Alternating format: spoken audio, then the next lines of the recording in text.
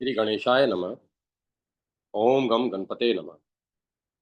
श्री हरि। श्री मद्देवी भागवत। व्यास जी का सरस्वती नदी के तट पर निवास। शांतनु के साथ कथा प्रसंग में भीष्म जी के द्वारा काशीराज की कन्या के हरण, चित्रांगद के मरण और विचित्र वीर्य के विवाह आदि की कथा और व्यास जी के द्वारा संतान उत्पादन का प्रसंग। ऋषियों ने पूछा, परम सिद्धि प्राप्त करके सुखदेव जी के पधार जाने पर देव शिरोमणि व्यास जी ने फिर क्या किया, इसे विस्तार पूर्वक हमें बताने की कृपा कीजिए। सुत जी कहते हैं, असित, देवल, वेशपायन, जेमनी और सुमंतु प्रभृति अनेकों शिष्य व्यास जी के पास रहकर वेदाभ्यास करते थे। वे सभी पहले ही आज्ञा लेकर पृथ्वी पर धर्म प्रचारार्थ चले गए थे तथा पुत्र सुखदेव जी का अंतरिक्ष में निवास हो गया। यह सब देखकर व्यास जी के मन पर शोक की घटा फिर आई।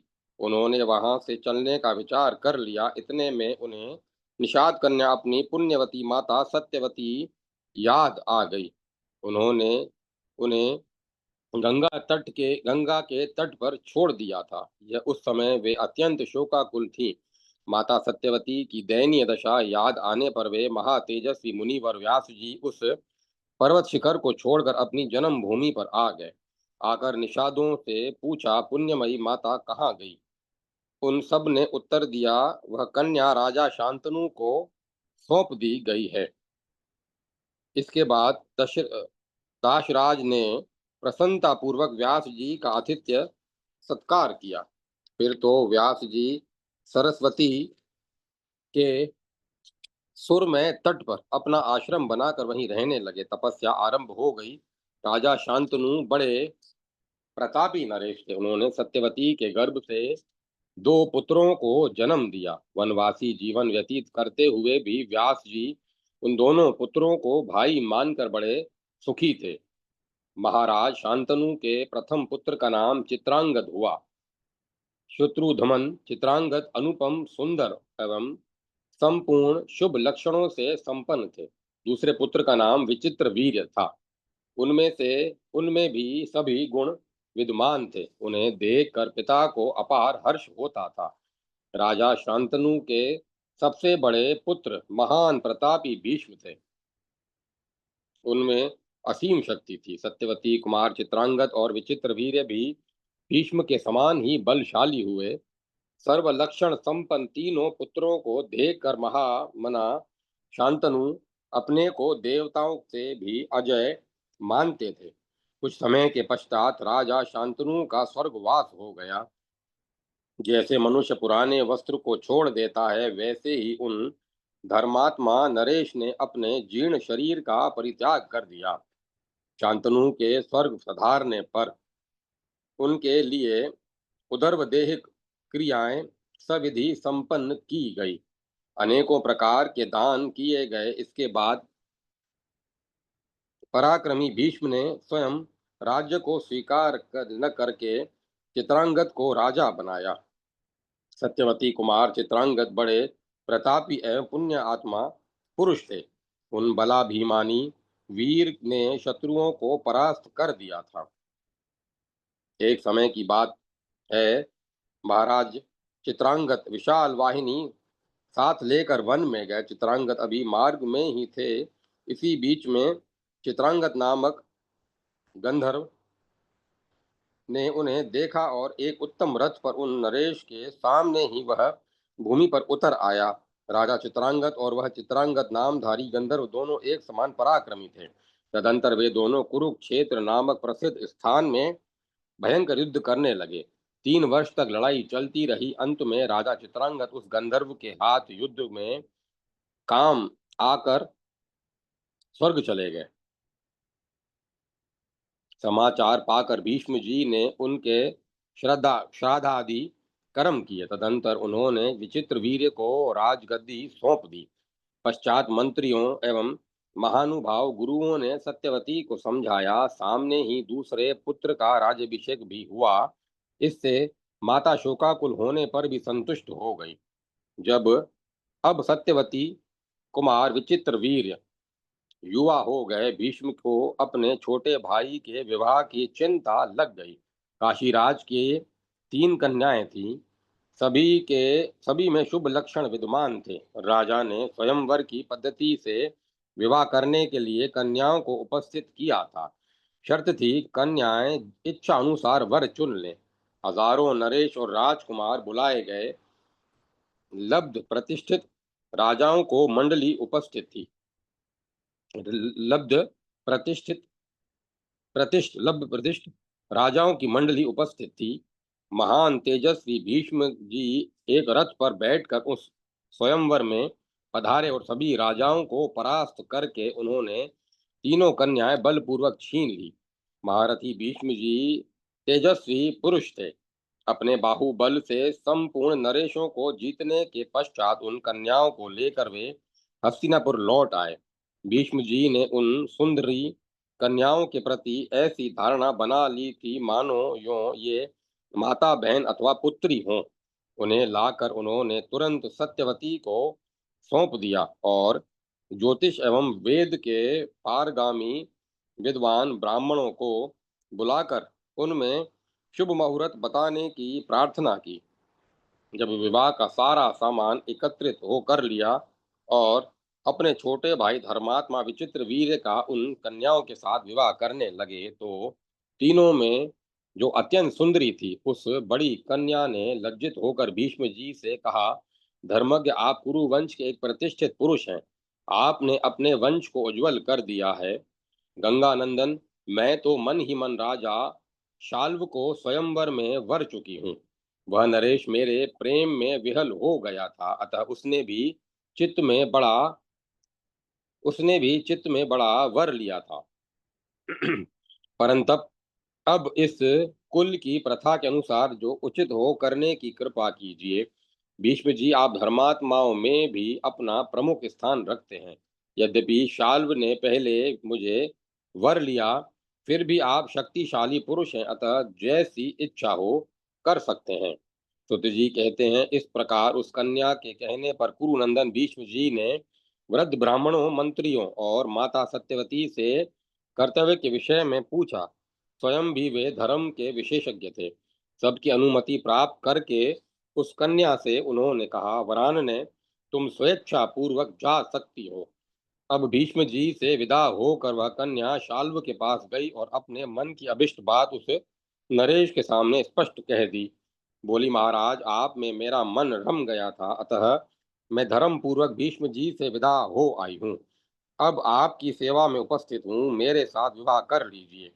नृपश्रेष्ठ, मैं आपकी धर्म पत्नी हूँ, क्योंकि आप मेरे हृदय में बस गए हैं और आपका हृदय भी मुझसे रिक्त नहीं है।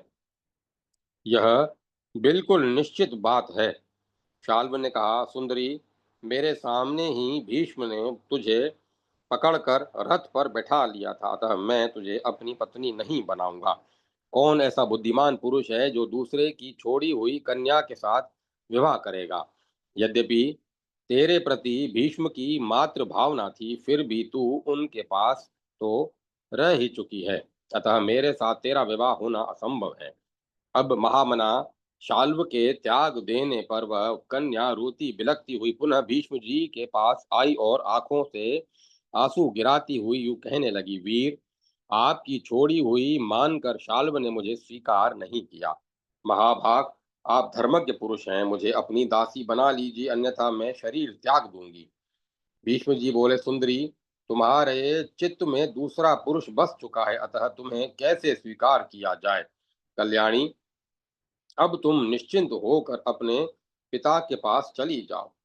जब शाल्व के समान ही भीष्म जी से भी उसे उत्तर मिल गया, तब वह कन्या जंगल में चली गई। वहां एक परम पवित्र निर्जन स्थान था, वहीं रहकर वह तपस्या करने लगी। इधर राजा विचित्रवीर्य का 2 स्त्रियों के साथ संबंध हुआ। काशीराज की वे दोनों सुंदरी कन्याएं अनुपम रूपवती थीं। एक का नाम था अंबालिका और दूसरी का नाम था अंबिका। प्रतापी राजा विचित्रवीर उन पत्नियों के साथ भांति भांति से भोग विलास करने लगे। वे कभी घर पर रहते और कभी उपवन में चले जाते थे। 9 वर्षों तक महाराज विचित्र वीर उन दोनों के साथ अनेक उन मन के अनुकूल रमण करते रहे। इतने में उन्हें राज्य राजक्ष्मा की बीमारी हो गई। इसके बाद वे इस लोक से चल बसे। पुत्र के मर जाने पर सत्यवती को अपार दुख हुआ। उनकी आज्ञा से मंत्रियों ने विचित्र वीर के श्राद्धादि प्रेत कार्य संपन्न किए। तब एकांत में सत्यवती ने अत्यंत दुखित होकर भीष्म जी से कहा, महाभाग पुत्र, तुम अपने पिता शांतनु के राज्य का भार संभाल लो, साथ ही वंश की रक्षा करो। ऐसा यत्न करो जिससे ययाति का वंश लुप्त न होने पाए। भीष्म जी ने कहा, माता जी, मैंने पिता के लिए जो प्रतिज्ञा की थी उसे आप सुन चुकी हैं, अतः मैं न राज्य करूंगा और न विवाह ही। सुत जी कहते हैं, तब वंश परंपरा कैसे कायम रहे।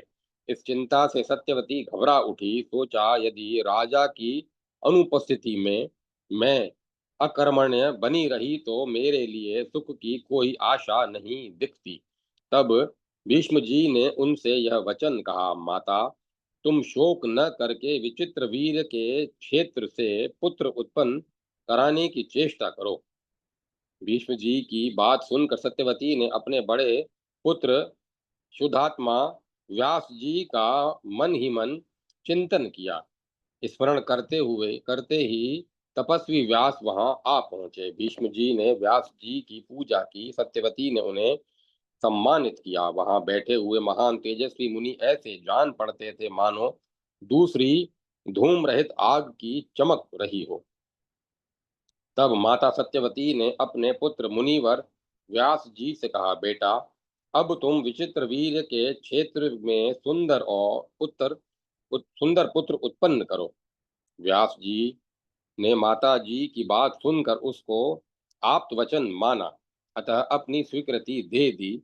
जब अंबिका ऋतुकाल के स्नान से निवृत्त हो गई, तब उसने मुनि के मानस संयोग से नेत्रहीन पुत्र उत्पन्न किया। उस पुत्र में अमित बल था। जन्मांध। दूसरे पुराणों में कथा आती है, अंबिका ने व्यास जी के तेज को सहने में असमर्थ होने के कारण आंख मूंद ली थी, अतः उससे नेत्रहीन पुत्र का जन्म हुआ। जन्मांध बालक को देखकर सत्यवती का मन दुख से मुक्त न हो सका। तब दूसरे बहू से कहा, तुम भी शीघ्र पुत्र उत्पन्न करो। तब उसी प्रकार अंबालिका ने भी गर्भ धारण किया। तदंतर वह पांडु की जननी हुई। अंबालिका ने मुनि का तेज सहन करने के लिए अपने सर्वांग में मलयागिरी चंदन का लेप कर लिया था, जिससे पांडु रोग वाला पुत्र उत्पन्न हुआ। जब सबकी सम्मति से पांडु राज्य के उत्तराधिकारी सिद्ध हुए। 1 वर्ष के बाद सत्यवती ने फिर पुत्र उत्पन्न करने के लिए बहू को प्रेरणा की। मुनिवर व्यास जी को बुलाकर उनसे विनय पूर्वक कहा कि रात्रि के समय में उन्हें शयनागार में भेज दिया। उस समय वहां बहू ने स्वयं न जाकर उसने अपनी दासी को भेज दिया। उस दासी के उत्तर उदर में विदुर जी का जन्म हुआ, जो पुण्यात्मा पुरुष धर्म के अंश माने जाते हैं। इस प्रकार व्यास जी ने वंश की रक्षा के लिए धृतराष्ट्र प्रभृति 3 महान पराक्रमी पुत्र उत्पन्न किए। निष्पाप मुनियों, ययाति वंश से संबंध रखने वाली ये सभी कथाएं तुम्हें सुना दी। भ्रातृ धर्म के विशेषज्ञ धर्मात्मा तथा परम संयमी श्री व्यास जी की कृपा से उनका वंश सुरक्षित रह गया। अध्याय 20 समाप्त। श्रीमद् देवी भागवत का पहला स्कंद समाप्त। जय माता सरस्वती। जय मां सरस्वती। ओम भगवते नमः। श्रीमद् देवी भागवत दूसरा स्कंद। सत्यवती की उत्पत्ति तथा भगवान व्यास के प्राकट्य की कथा। ऋषियों ने कहा, सुत जी, आपकी यह अस्पष्ट वाणी महान आश्चर्य उत्पन्न कर रही है। हमारे मन में कई प्रश्न उत्पन्न हो गए हैं। पहली बात तो यह कि जब पतिव्रता सत्यवती पिता के घर पर थी, तभी उनसे व्यास जी का जन्म कैसे हो गया? फिर इस स्थिति में राजा शांतनु ने सत्यवती से विवाह करके दो पुत्र क्यों उत्पन्न किए? महाभाग, आप निष्ठिक पुरुष हैं, इसका रहस्य विस्तार पूर्वक कहने की कृपा कीजिए। सुत जी कहते हैं, जो आदि शक्ति है तथा जिनकी कृपा से चतुर्वर्ग अर्थ, धर्म, काम और मोक्ष सभी सुलभ हो जाते हैं, उन परमा शक्ति को प्रणाम करने के पश्चात इस पुराण संबंधी पावन प्रसंग का मैं वर्णन करूंगा। विशेषतः तो यह है कि भगवती जगदम्बिका का वांग में बीज मंत्र किसी बहाने भी मानव के मुख से निकल जाता है तो उसे अविचल सिद्धि प्राप्त हो जाती है। अतः सभी का परम कर्तव्य है कि संपूर्ण कामनाओं की सिद्धि के लिए उसी बीज मंत्र से भली भांति भगवती जगदम्बिका का निरंतर चिंतन करें, क्योंकि मनोरथ पूर्ण करने में वे सदा तत्पर रहती हैं। एक धार्मिक एवं सत्य प्रतिज्ञ उपरीचर नामक राजा थे। चेदी देश में उनकी राजधानी थी। उनके पास प्रचुर धन था। वे ब्राह्मणों के भक्त थे। उन्होंने इंद्र की आराधना की, जिससे प्रसन्न होकर देवराज ने राजा को एक स्फटिक मणि का बना हुआ सुंदर विमान दिया। राजा उपरीचर उस दिव्य विमान पर चढ़कर सर्वत्र विचरने लगे। इस पर बैठकर वे आकाश मार्ग से स्वच्छंद यात्रा करते। उस विमान का भूमि से संपर्क नहीं होने पाता था। वे प्रतिदिन धार्मिक कृत्य करते थे। संपूर्ण जगत में उनकी ख्याति हो गई। उनकी सुंदर पत्नी का नाम था गिरिका। राजा उपरीचर के 5 पुत्र थे। सभी बड़े बलिष्ठ एवं अमित तेजस्वी थे। राजा ने उन पुत्रों को अलग अलग देशों में अभिषिक्त कर दिया था। एक समय की बात है, राजा उपरीचर की स्त्री ऋतुमती थी। स्नान से निवृत्त होकर उसने पुंसवन व्रत किया और पति देव से अपनी कामना प्रकट की। परंतु पितरों की आज्ञा से राजा को मृग्या के समय वन में जाना पड़ा। उस समय उनका चित्त उस भामिनी में अटका था। वे सुंदरी भार्या को याद कर रहे थे। इतने में ही उनका शुक्र स्खलित हो गया। जब उन्होंने उस वीर्य को वट वृक्ष के पत्ते में रख दिया। राजा को रानी के ऋतुकाल का ज्ञान था ही। सोचा, किसी प्रकार भी यह वीर्य व्यर्थ न हो। निश्चय ही मेरा यह वीर्य अमोघ है। इसे मैं अपनी स्त्री के लिए भेज दूं। इस प्रकार विचार कर पहले तो उस वीर्य को उन्होंने अभिमंत्रित किया, फिर वटपत्र के दोने में उसे रखा। पास ही एक बाज पक्षी था। राजा ने उससे कहा, महाभाग, तुम इसे लेकर अभी मेरे घर जाओ। सौम्य, इसे घर पर ले जाकर मेरी प्रियसी भार्या गिरिका को तुरंत दे देना। आज उसका ऋतु काल है। कुत जी कहते हैं, इस प्रकार कहकर राजा अपरीचर ने यह वह वीर्य वाला दोना बाज को दे दिया। तदंतर उड़ने की कला को अच्छी तरह जानने वाले उस पक्षी ने उटक उठाया और वह तुरंत आकाश में उड़ चला। वह चोंच में दोना लिए आकाश मार्ग से उड़ा जा रहा था। इतने में ही एक दूसरे बाज ने उसे देख लिया। वह मांस लिए हुए है, यह समझकर तुरंत उससे पहले बाज पर वह टूट पड़ा। अब आकाश में वे दोनों पक्षी तुंड युद्ध करने लगे। चोंच से युद्ध करते समय वह वीर का दोना यमुना के जल में गिर पड़ा। उसके गिर जाने पर वे दोनों पक्षी इच्छा अनुसार चले गए। उसी समय कोई एक अद्रिका नाम की अप्सरा यमुना में स्नान कर रही थी और एक ब्राह्मण देवता नहाकर संध्या वंदन में संलग्न थे। जल में डूबकर खेलती हुई उस सुंदरी अप्सरा ने ब्राह्मण का पैर पकड़ लिया। उस समय ब्राह्मण देवता प्राणायाम कर रहे थे। स्वच्छंद गति वाली उस अप्सरा को देखकर उन्होंने शाप दे दिया, तू मछली हो जा, क्योंकि तूने मेरे ध्यान में विघ्न उपस्थित किया है। द्विजवर के शाप से वह सुंदरी अप्सरा अद्रिका मछली के रूप में परिणत होकर यमुना के जल में पड़ी थी। उसी समय बाज के पंजे से छूटकर वीर गिरा और मछली रूप में परिणत उस दिव्य अप्सरा ने तुरंत लपक कर उसे ले लिया। कुछ समय बाद वह मछली एक मत्स्यजीवी धीवर के हाथ लग गई। मछली मारने उसे जाल में फंसा लिया। मछली मारने उसे जाल में फंसा लिया। उस समय उसके गर्भ का 10वां महीना चल रहा था। मत्स्यजीवी उस मछली का पेट चीरने लगा।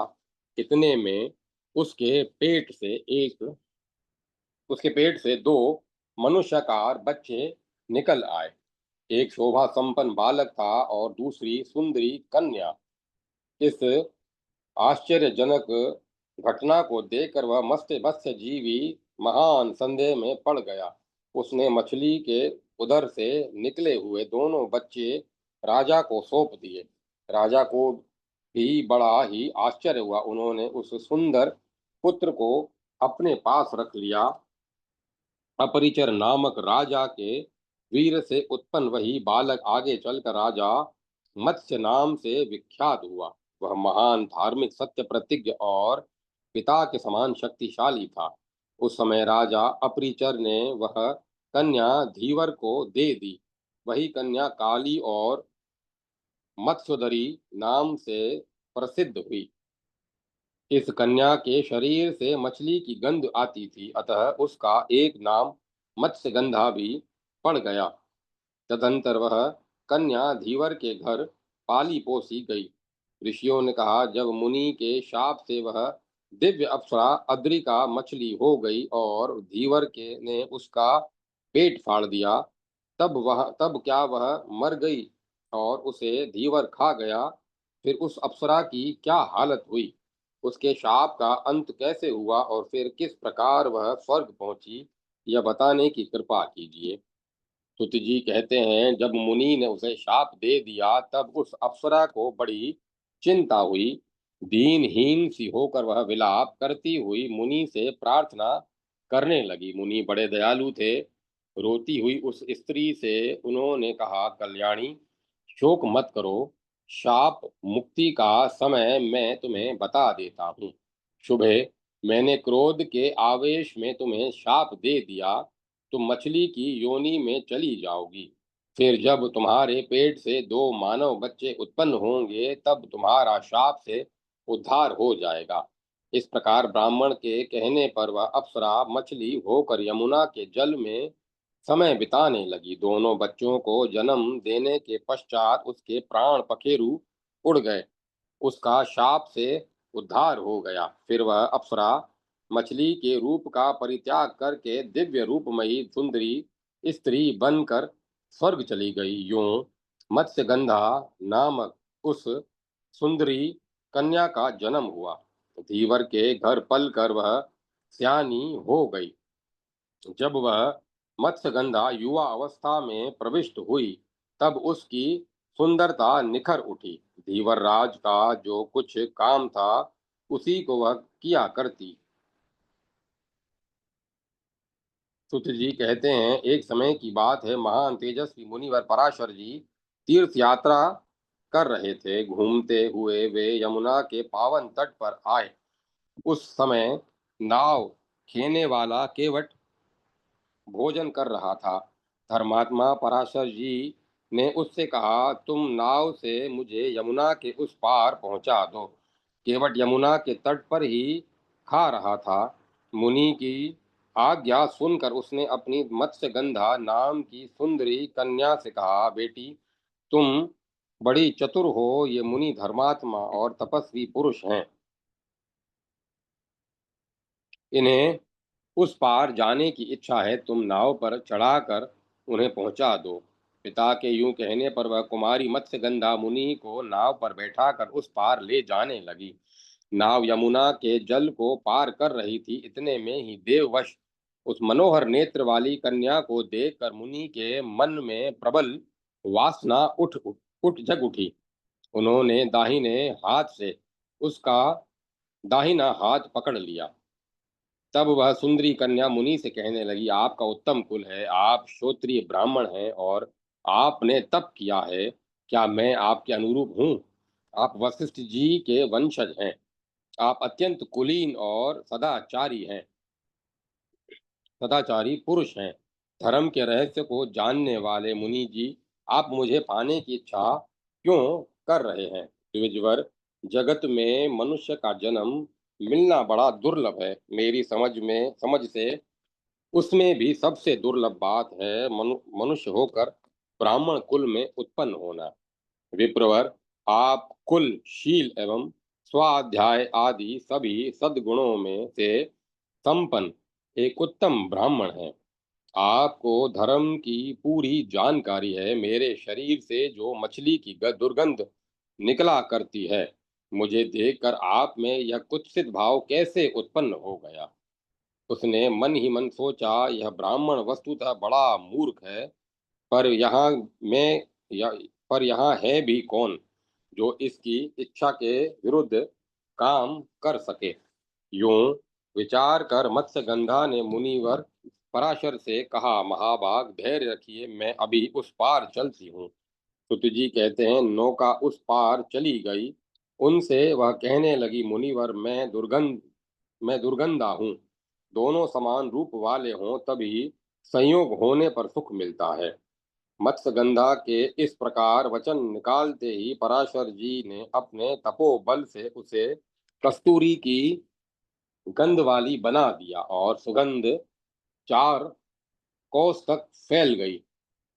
तब मुनि ने वह योजना गंधा योजन गंधा कल्याणी सत्यवती कहने लगी। तब मुनि से वह योजन गंधा कल्याणी सत्यवती कहने लगी, मुनिवर, यह जन समाज देख रहा है तथा उस तट पर मेरे पिताजी भी हैं। यह पाश्विक कर्म बड़ा भयंकर है। मनुष्य को रात के समय ही इसे करना चाहिए, दिन में करना निषिद्ध है, ऐसी शास्त्र आज्ञा है। महाबुद्धे, अभी अपनी इच्छा रोके रहिए, अन्यथा जगत में असहनीय अपवाद फैल जाएगा। इस प्रकार सत्यवती के युक्तिपूर्ण वचन सुनकर महान विचारशील पराशर जी ने उसी क्षण अपने पुण्य के प्रभाव से कोहरा उत्पन्न कर दिया। कोहरा उत्पन्न हो जाने पर तट पर अंधेरा छा गया।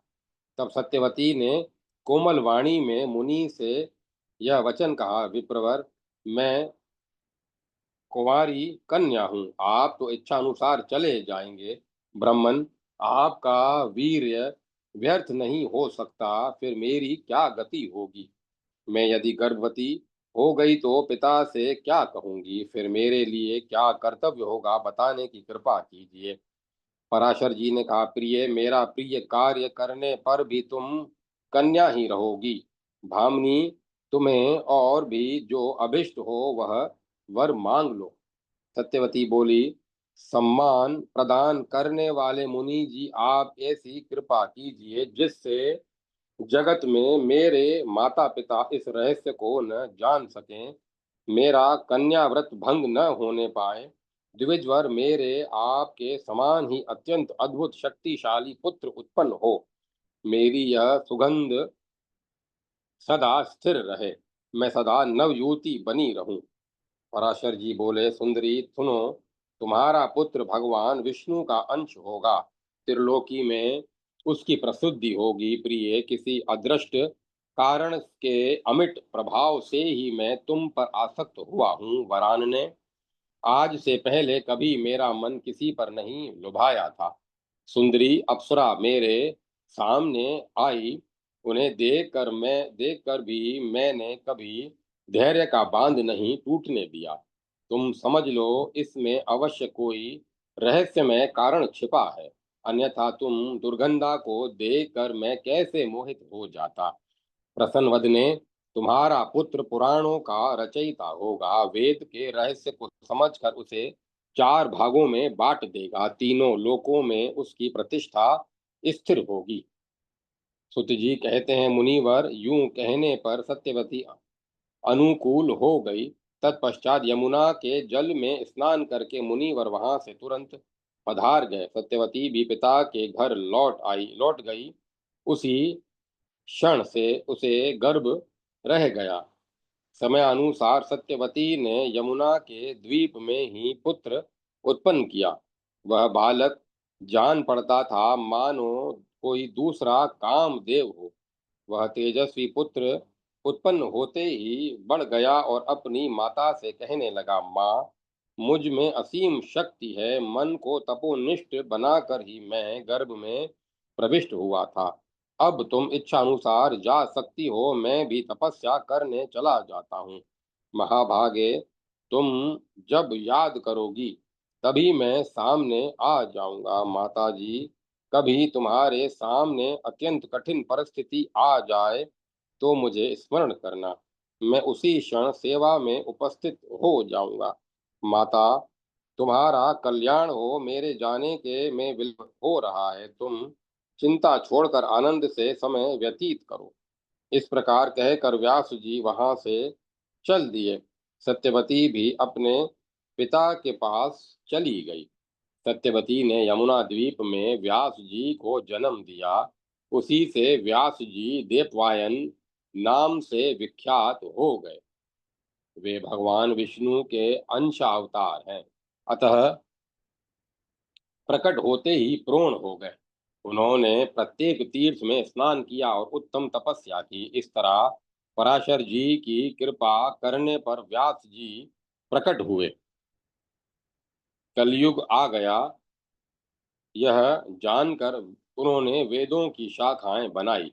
वेद का विस्तार करने से उनका मन वेद व्यास पड़ गया। पूर्ण संहिता एवं श्रेष्ठ महाभारत सब उन्हीं की रचनाएं हैं। वेदों का विभाजन करके उन्होंने अपने शिष्यों को पढ़ा दिया। सुमंतु, जेमनी, पहल, वैशंपायन, असित, देवल तथा अपने पुत्र सुखदेव जी, ये सभी उनके शिष्य थे। सुत जी कहते हैं, मुनिवरों, सत्यवती एवं व्यास जी के पवित्र जन्म में ये ही सब कारण है। महाभाग मुनियों, इनकी उत्पत्ति के प्रसंग में कोई संदेह नहीं करना चाहिए। महान पुरुषों के चरित्र की समालोचना करना अनुचित है, न उनके सभी आचरणों का अनुकरण ही करना चाहिए।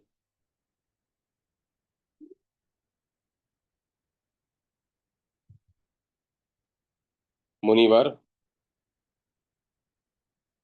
पराशर जी के गुण ही ग्रहण करने योग्य हैं।